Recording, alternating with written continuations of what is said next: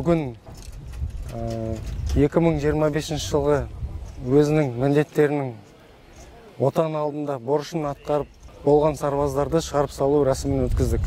Осы рәсімге ата-аналарды шақырып, әрбір сарбаздарды құттықтап, марапаттап, болашақ өміріне деген тілектер тілеп, алғысымызды білдіріп, сарбаздармен осындай рәсім өткіздік.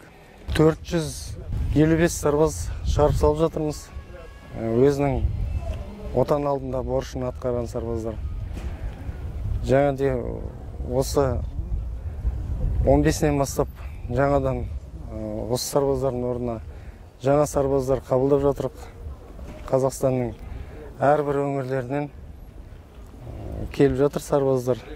Соларды қабылдау және шығарып салу рәсімі өтіп жатыр.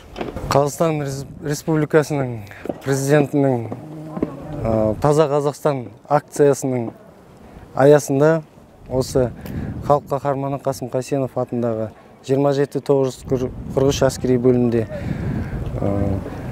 Таза Қазақстан акциясын өткізіп жатырмыз. Бұл бірінші сәуірден 13 сәуірге дейін аумақты тазалау, қалпына келтіру қыстан кейін, одан кейін бүгін 13 сәуірден бастап тал егу, гүлдендіру, көгалдандыру.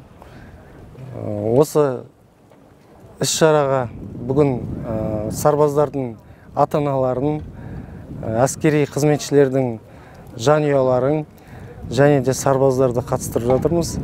Бүгінгі отан алдында әскери борышын өтеп болған сарбаздар әр осы әскери бөлімге әр өзінің атынан тал егіп, көгалдандырып, Таза Қазақстан акциясы аясында өзінің үлесін қосып жатқан азаматтар ретінде, сарбаздар ретінде осы акцияға ата-аналарды қосып, сарбаздарды қосып, осындай іс-шара өткізіп жатырмыз. Мен қатардағы жауынгер Дмитрий Миллердің ағасы болып келем. Міне осы бір жыл бойы осында әскери борышын өткізіп жатыр. Енді бүгінгі міне дембілмен қоштасу дейді ме? Соған кеп тұрмыз. Рахмет осы ненің частың командирлеріне. Жақсы бәрі. Енді бәріне де өстіп әскери борышын өткізгенге етеміз. Бәрі өтіп шықса, өзіміз де өттік әскери борышты. Бәріне қызмет ету керек енді.